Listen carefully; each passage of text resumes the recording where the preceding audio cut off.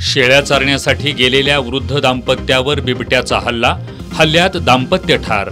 शाहूवाडी तालुक्यातील परळी निनाईमधील घटना.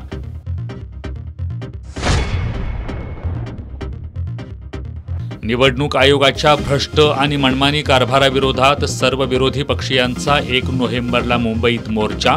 खासदार संजय राऊत यांची घोषणा. एक अर्ज केल्यानंतर लगेच 50 कोटींचं कर्ज मिळतं कसं? पुण्यातील जैन बोर्डिंगच्या जमीन खरेदीवरून माजी खासदार राजू शेट्टींनी उपस्थित केला सवाल.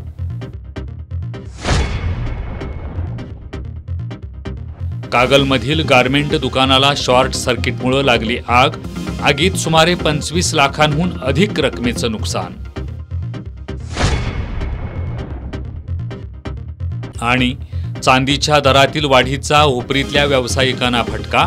दरवाढीमुळे मागणीत घट झाल्यानं ऐन दिवाळीतच चांदी व्यावसायिकांना करावा लागतोय मंदीचा सामना.